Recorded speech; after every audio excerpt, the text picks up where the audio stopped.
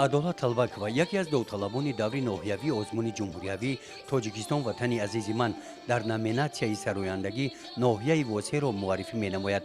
وقتی که او سرود می خواند صدای آواز فارم و شیرینش توجه مخلصان و داوران را جلب نموده است.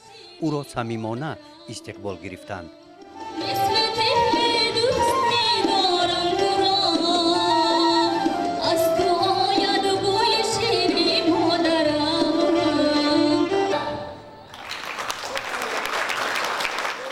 عدالت این پدیده در آزمون تاجیکستان وطن عزیز من روی صحنه هنر آمد.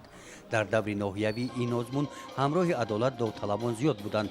حکمان آزمون که از کارمندان ریاست فرهنگ ولایت با هنر و مهارت داوطلبان بهاگذاری میکردند، ذوق بلند آنها را بینابر گرفته به همه اشتراکچیان امکانیت برابر دادند تا اینکه در صحنه آزادانه هنر و استعداد خود را نشان داده توانند و همین طور هم شد.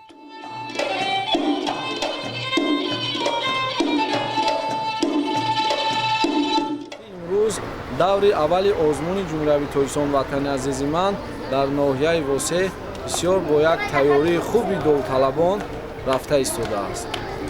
هیئت حکمان مهارت داوطلبان را دیده با آنها بهای ارزنده گذاشته استند.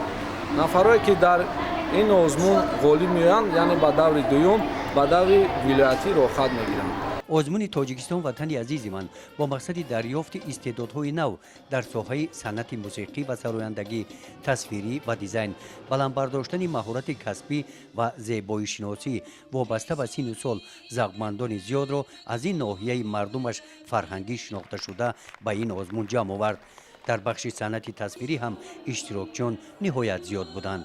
در این آزمون با هنر و استعدادشان اشتراکچیان نشان داده توانستند که با سنت‌های نیک اجدادی ارج گذاشته به تقویت دادن سطح کسبی خویش، آفریدن اثرهای نوی موسیقی، آفرندگی، انتخاب نمونه‌های بهترین آهنگ و سرود، کلکسیا و اثرهای رسامی انعکاس کننده فرهنگ گذشته و امروزه ملت تاجیک توجه دارند و با دستگیری استادان روی صحنه آزمون نشان دادند که در این سمت نقشه‌های خود را عملی می‌سازند.